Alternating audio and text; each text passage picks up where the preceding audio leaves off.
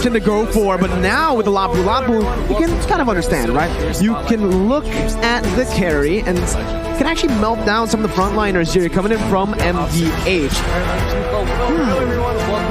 Yeah, here's the thing, right? Looking at the composition, again, I just want to say, MDH, they can single target, they can choose their targets. I think that is a big advantage for them.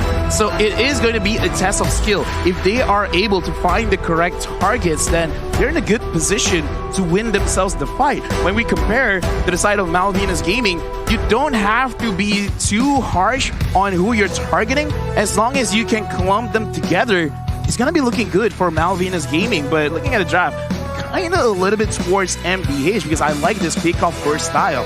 We got to see though, right? Lafel America, I mean, the 10 heroes that is going to enter the Land of Dawn has been set.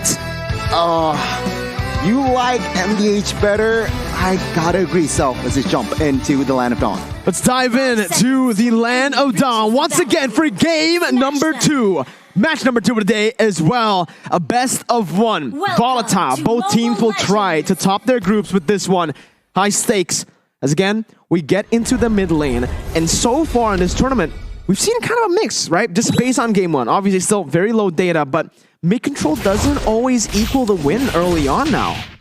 Yeah, right now Gunnar is establishing dominance in the jungle, forcing Fran to use the retribution early, and looking more into this composition. Dragon, he's gonna be way tankier, especially with the Vengeance. So looking at this, MDH, they really have to focus on what they're gonna do in the mid stage of the game compared to Malvinas Gaming, because I kind of feel like Malvinas Gaming, even though like they're early game centric, it's pretty good if they just want to stall it out as well. Yeah, I mean, they have to wait level 4, right? Real World Revelation, New Neon Blast, they need level 4 to really impact the Land of Dawn. And of course, MDH, they do need time in a sense. I mean, Jogua on that link should be more proactive, but take a look here already. An aggressive maneuver on towards Steve. Will this be the first blood? I need my help. Will not pop that flicker just yet. No first blood in the first minute. Yeah, you know, both teams, again, just respecting each other. Not even a flicker or just a battle spell burnt out there. You can see both teams, they're just trying to play it slow. But in the XP lane, Dragon here already doing so much early on the glue. And Joga is going to be forced to back off. Even though they kind of traded, right? The Lapu, the King, was able to clear it out, getting a bit more pressure to set up for the Turtle. So that's the question we have to start asking now. Who's going to start it up, and where is the countermeasure from the enemy team? For me, I would kind of say MDH should really try to force this out, because Gunnar as the Joe doesn't really need the level 4 to have a lot of crowd control. So I kind of feel like if they can push the pressure a little bit earlier, it would be benefiting them. MVG, if they can fight it out, then that's great as well.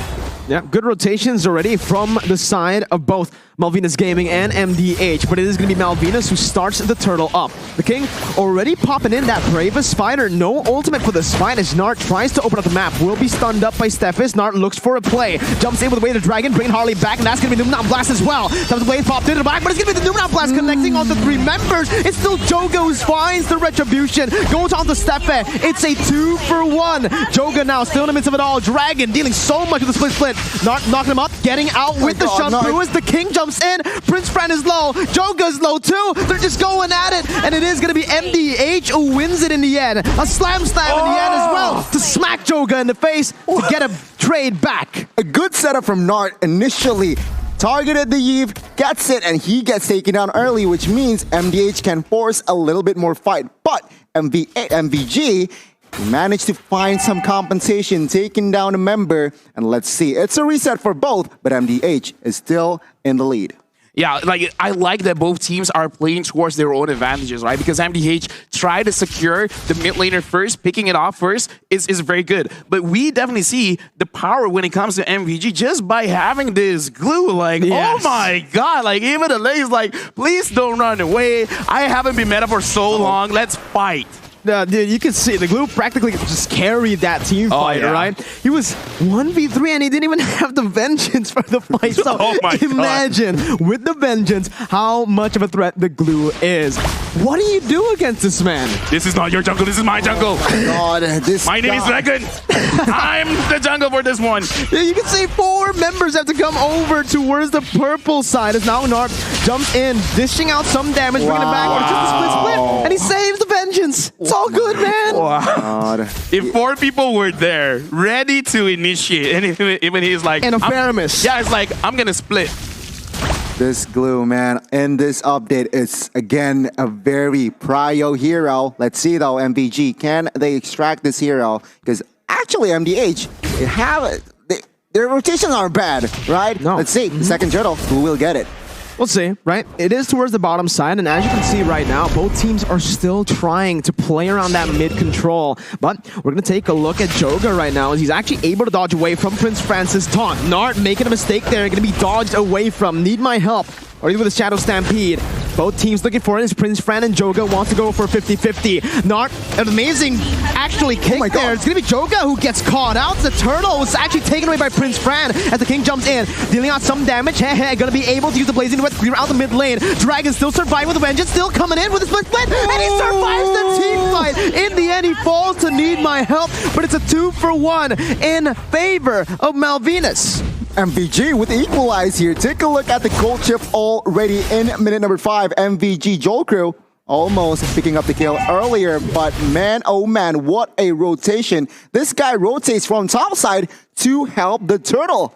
Fell. I gotta say, man, I kind of feel like we just gotta focus on the EXP laners, man, because the King as well as Dragon, they're asserting dominance, and MDH, this does show Need My Help on this Faramis is a very good counter towards the glue, because he had a lot of HP, but now is trying to run away. Oh man, not having the sprint, jumps back to the battle mirror image just for Joel Crew to pick up that kill, and now it's really shaping up to be the game that we expected, with Malvinas controlling the early game. God, take a look at the items as well here. Eve, Enchanted Talismans are quite early, but another thing that pops in the screen is the items for that carry, Lafell. Yeah, honestly, I like that every single team has adjusted. Instead of focusing entirely on getting one core item, they're just kind of like splitting up, making sure that they get some passes from the item, like the Fury Hammer, as well as the Steel Link Place, just to have extra stats on your hero, so that you can actually do a lot in the early stages of the game and mitigate any kind of engagement that the enemy tries to fight. Yeah, and right now, Nart again going in for that aggressive play. 2 times now he's been caught with that play. He wants to set it up. He wants to be the one to actually look for these proactive movements, but with the amount of mobility from Malvinas and with the stun as well provided by Steffe, he's not going to be able to do that at will. And now Malvinas, knowing that there's no roamer for MDH, they're completely controlling that top side, and they're taking the turtle right now, uncontested for free. What I love about Malvinas gaming here is their execution is just so in sync, and they do not forget about neutral objectives like turrets, and of course this turtle. They managed to find the 3rd turtle. Let's see, MDH, they need some compensation here. Yeah, Goldie's building. No, honestly, like I'm looking at this game and I'm seeing what are they waiting for, because Malvinas gaming, look at this, the damage is so strong, and it looks like they're gonna engage onto the jungler. Joga's gonna be caught there, but the Numenon Blast and the real world manipulation basically zones everyone away from trying to follow that play up. MDH losing Joga on a Ling now that's behind of that Fredrin. The King using the Bravest Fighter just to clear out the waves. He's going to be punished here by a dive, and it's going to be the King who gets picked off, who jumps in looking for some more sustain. He gets out. Steffe looking for a stun, jumps in, flickers as well under the turret just to smack him up. Harley surviving with one, but he won. My goodness, MVG, they are stepping on the gas here. The King needs to fall in the bot side, but take a look at this. MVG, they are looking to grab more space here, taking the tier 1 bot side, and seems like they will not get it. Still, MDH manages to defend that turret.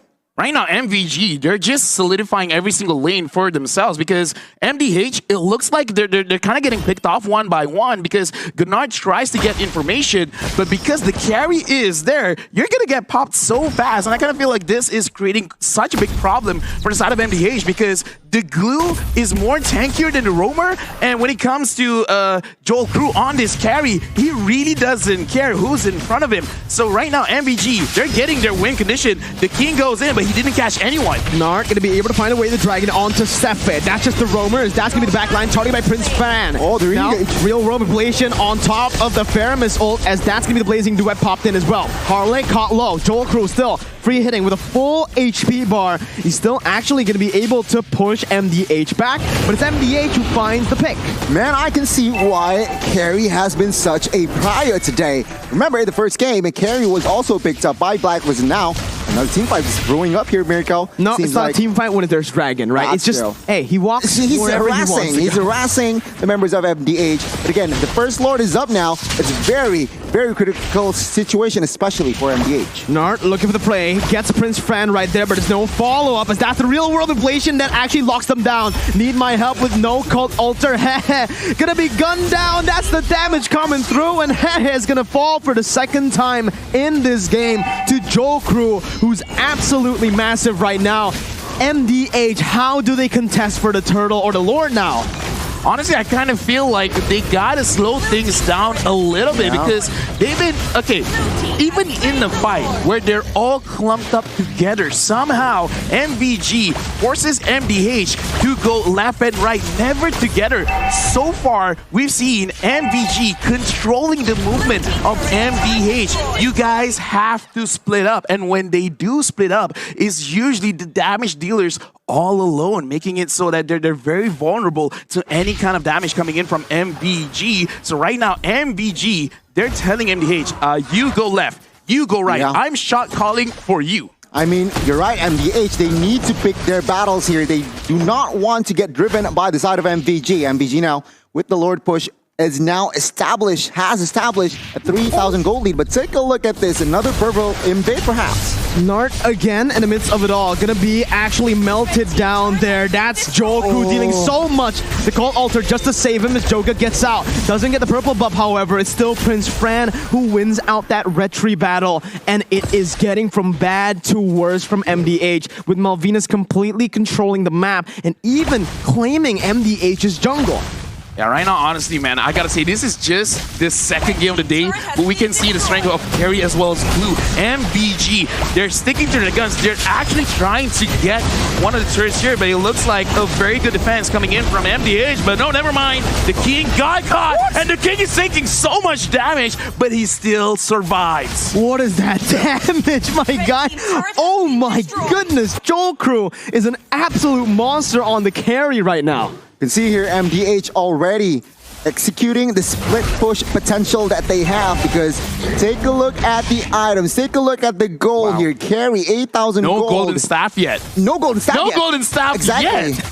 So this is crazy. Explain. Okay, here's the thing, right? It looks like in terms of the players, there's two ways that you want to go with your build. Number one, quickly get your Corrosion Scythe, your Demon Hunter Sword, as well as your Golden Staff. But if you want to play a little bit more disciplined, you delay the Golden Staff just a little bit so that you get your Wind of Nature first, making it so that even if you do get engaged on, you can survive if your tank or your roamer is not there to protect you. So looks like in this game, Malvinas Gaming, they just do not want to lose their advantage that they've already piled up against MDH. So going for the safe pick, that's good. That's so unfortunate for Nart, man. He goes on to Harlot, but the kick did not go through all the way.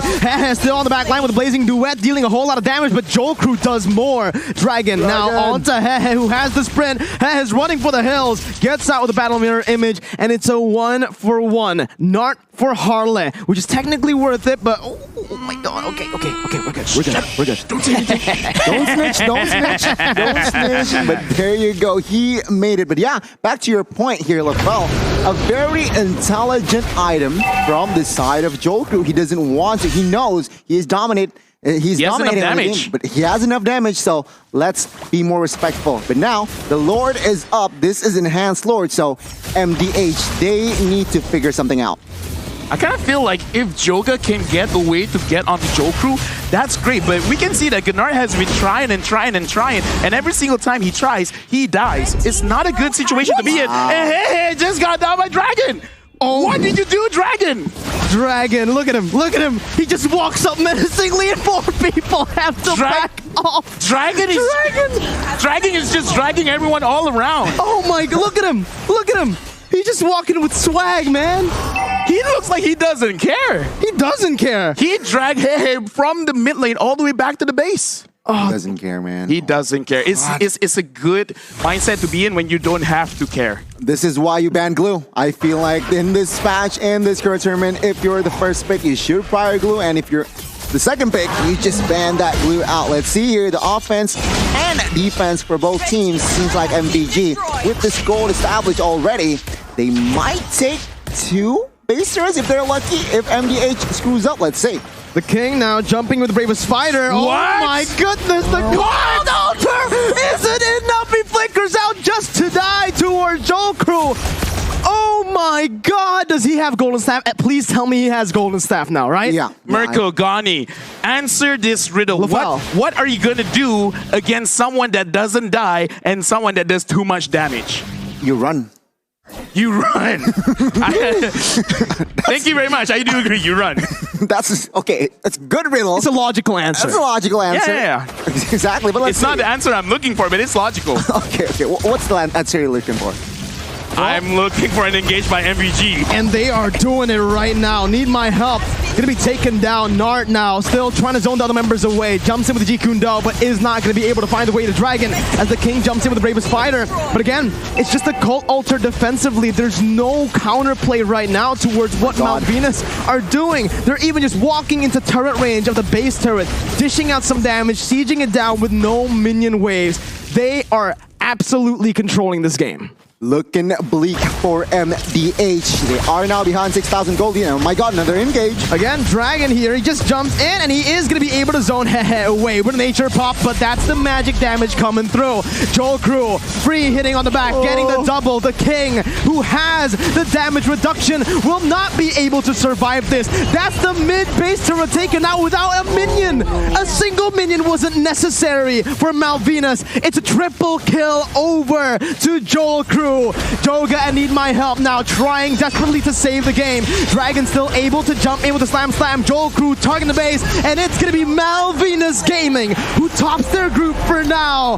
1-0 up against MDH. The runner-ups from Latin America managed to squeak the win here in our second match of the opening day. Congratulations, but